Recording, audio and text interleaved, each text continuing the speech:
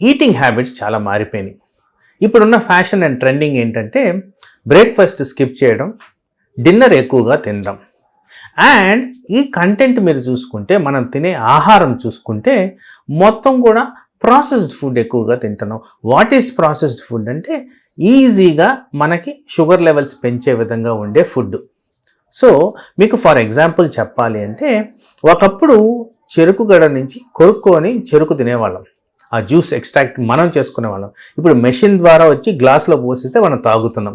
So ఇక్కడ ఏంటంటే the number of calories burned మన దగ్గర ఇప్పుడు చెరుకు గడ తిన్నప్పుడు చాలా ఎక్కువగా క్యాలరీస్ బర్న్ చేస్తేనే ఆ జ్యూస్ మనకు వస్తుంది.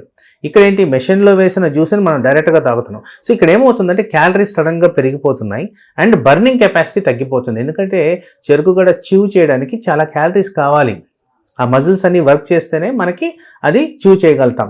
సో ఇది ఒక సెట్ ఎగ్జాంపుల్. అలా చేసుకుంటూ పోతే చాలా ఉన్నాయండి. చాలా రకరకాలుగా ఫుడ్స్ చూసుకుంటూ పోతే everything is ready to eat and ready to give calories.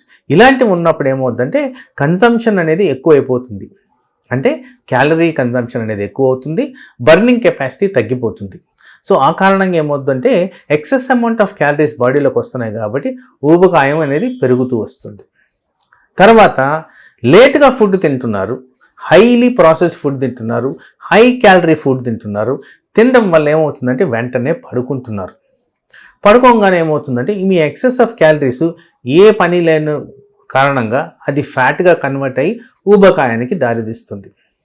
ఇవి పక్కన పెడితే మానసిక ఒత్తిళ్ళు కూడా చాలా పెరిగినాయి.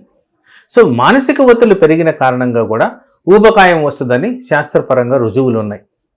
దీంట్లో చాలా రకాలుగా మానసిక ఒత్తిడి ఊబకాయానికి దారితీస్తుంది. అవన్నీ కూడా మనం డిస్కస్ చేసుకుందాం.